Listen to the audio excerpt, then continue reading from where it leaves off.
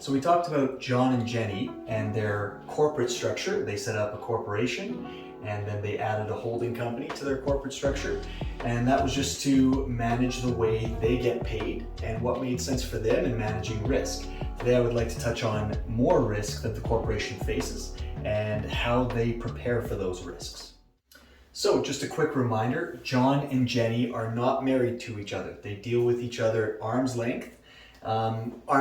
So if you hug someone, like for example, your mother, your father, your brother, your sister, if you hug them, that's a non-arm's length relationship. If you walk up to someone and the only thing you're doing is shaking their hand, that's an arm's length relationship. So John and Jenny are in an arm's length relationship. They're partners, but they're not married. They have their own spouses. All right, so what are the risks that their corporation faces in regards to business? So, there could be divorce. Jenny and Jenny's spouse may divorce, and so then Jenny's spouse may have claim to her shares. They've got JJCo, which is owned 100% by the holding company, which is then owned 50-50 by John and Jenny. The fair market value of JJCo is $2 million.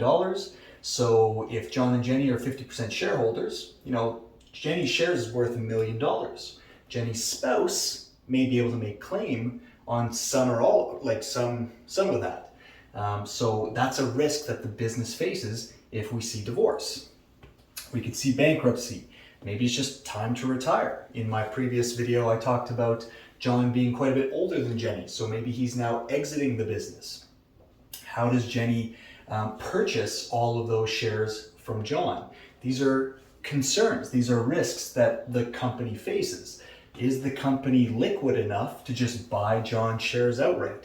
Who has $1 million just sitting around to buy out shares? Maybe there's a plan in place. What if one of the owners commits a crime? What's the plan there? How do we get the shares out of that shareholder's hands and into the company's hands? Again, maybe they don't have $1 million of liquid cash available, forcing them to have to sell off equipment, inventory, whatever investment portfolio building in order to be able to acquire those shares from the exiting business partner. Now today, what we're going to address is death, and another time we can talk about illness and disability. We're going to talk about death. What happens if one of the owners dies? So in this scenario, these business partners have a significant age gap. John is 67, more towards the end of his career, the end of his business ventures. He's still part of this business, whereas Jenny's 42, very much in her working years, supporting a family and planning to work for another 20 plus years. In this scenario, since we're talking about death and the risk to the corporation, we're going to pretend that John suffers a heart attack and in this case passes away. Well, in this case, John wants to take care of his family and his estate. So the shares move over in a spousal rollover to John's spouse. So now we have a whole new structure at the top. Jenny is now partners with John's spouse.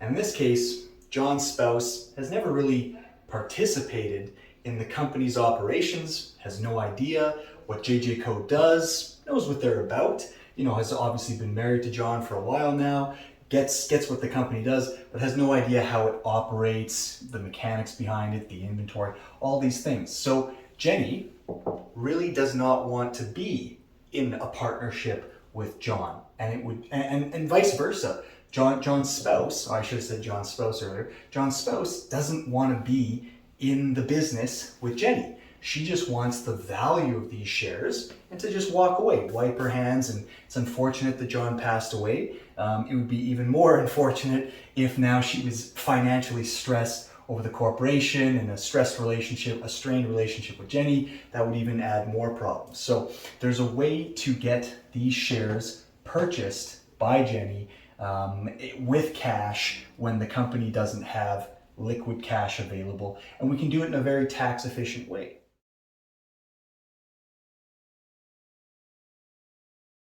So there's many ways to kind of structure this out and how we can use insurance to solve this problem.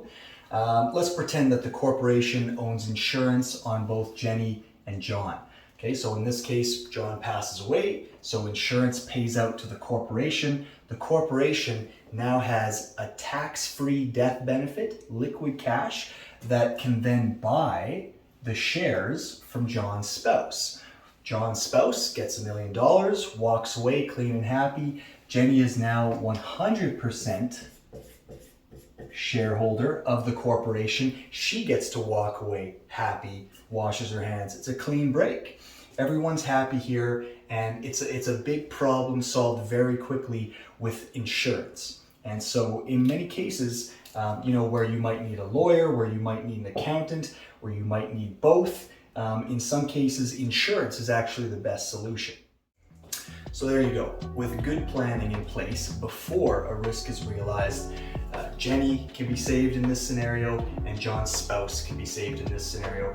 The corporation can move on. It's an unfortunate thing that John had to pass away, especially so young, but these things happen. And so you can plan for these things. You know that problems are going to arise in the future. You don't know when, and you don't know how much it's going to cost. So good planning with a competent financial planner, with lawyers and with accountants can really protect this corporation and the families that are involved. All right, hope that was helpful. If you have any questions, feel free to reach out. My name is Stefan Shelamy. I am a financial planner, and I also carry my life license, so I deal in insurance and insurance solutions.